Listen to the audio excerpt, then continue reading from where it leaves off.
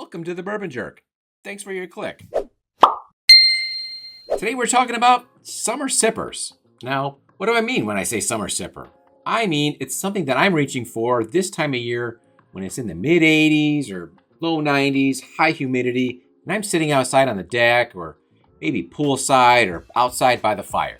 Now, usually I'm all about the barrel proofs, but when things heat up, I do tend to seek out bottles that are slightly lower proof.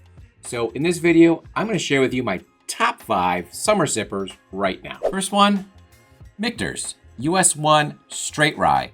Now, I picked this one up a few months ago at the suggestion of a subscriber. It's got some subtle spice and clove on the nose, followed by a little butterscotch candy in the mid palate. Kind of reminds me of a Werther's.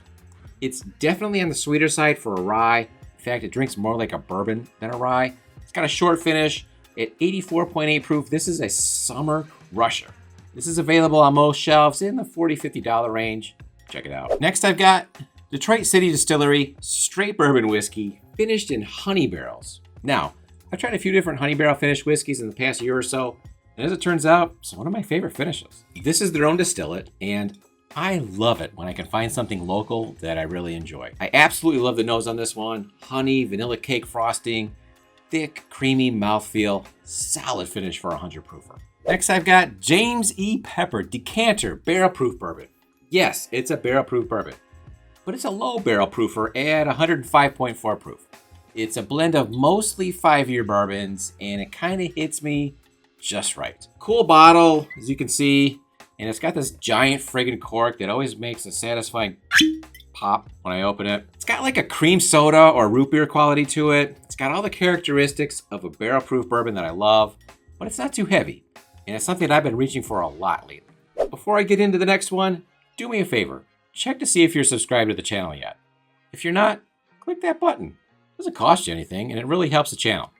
Do it. Next, I've got the Maker's Mark BRT02. Besides the RC6, which I believe was the first release in the Maker's Mark wood finishing series, I was able to scoop up all of the rest of them. And to me, this is the best one of the bunch. It may even be better than the Maker's Mark Cellar Aged, if you ask me. Now, it's not unlike a s'mores over the campfire. It's got a gooey marshmallow and graham cracker note in there, and a nice bit of caramel and even buttered rum. Just an excellent whiskey, even better outdoors. Finally, I've got the New Riff American Single Malt.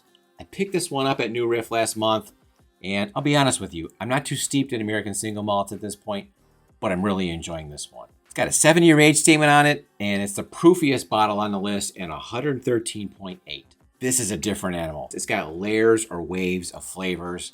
It's got some funk up front, followed by some fruit notes, like a strawberry shortcake, and then that dissipates. It gives way to some of those classic bourbon notes like caramel, vanilla, brown sugar. Solid finish. Just a real awesome experience. So there you have it, my 5 summer sippers for right now. Before I sign off, we did make a bit of an announcement on our last live stream in case you didn't check it out. We just launched the Circle of Jerks, our Patreon page. Now, right now it's a small circle. Okay, it's just me right now.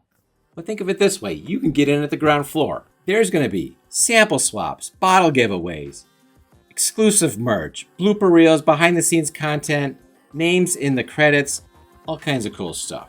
Check it out, consider joining. Until then, cheers. Thanks for watching. Stay jerky.